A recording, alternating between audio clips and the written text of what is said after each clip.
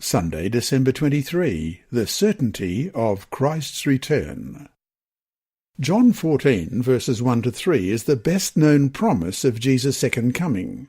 Question: what does this promise tell you about the kind of life the redeemed will live on the new earth? Well, let's read John 14, beginning at verse 1. Let not your heart be troubled. You believe in God, believe also in me. In my Father's house are many mansions.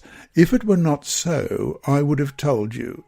I go to prepare a place for you, and if I go and prepare a place for you, I will come again and receive you to myself, that where I am, there you may be also.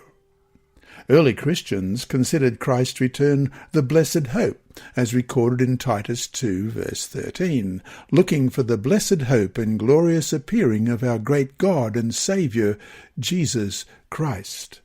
They expected all the prophecies and promises of Scripture to be fulfilled at the second advent, for it is the very goal of the Christian pilgrimage.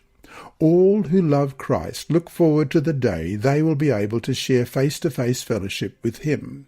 His words in those verses suggest a closeness and intimacy that we will share not only with Jesus, but with each other as well. Christians believe in this promise because the Bible assures us of its fulfillment. We have this assurance because we believe in the words of Jesus, I will come again, John 14, verse 3. Just as Christ's first coming was prophesied, so his second coming also is foretold, even in the Old Testament.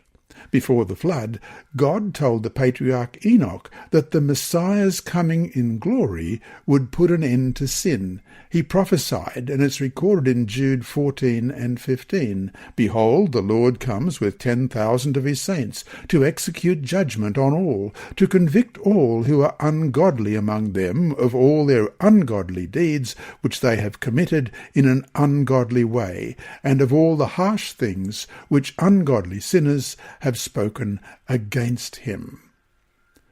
1,000 years before Jesus came to this earth, King David also prophesied of the Messiah's coming to gather God's people together.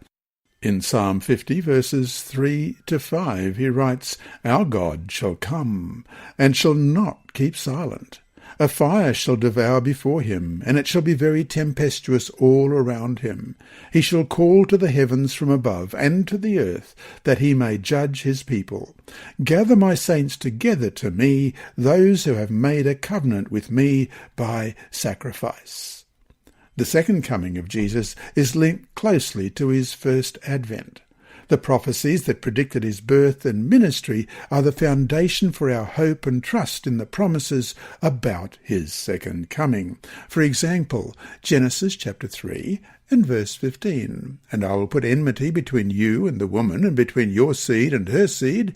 He shall bruise your head, and you shall bruise his heel.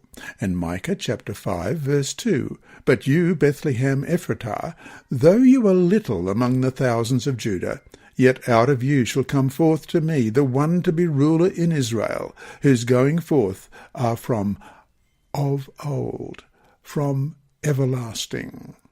And Isaiah 11 verse 1, There shall come forth a rod from the stem of Jesse, and a branch shall grow out of his roots. And Daniel chapter 9 verses 25 and 26. Know therefore and understand that from the going forth of the command to restore and build Jerusalem until Messiah the Prince, there shall be 7 weeks and 62 weeks.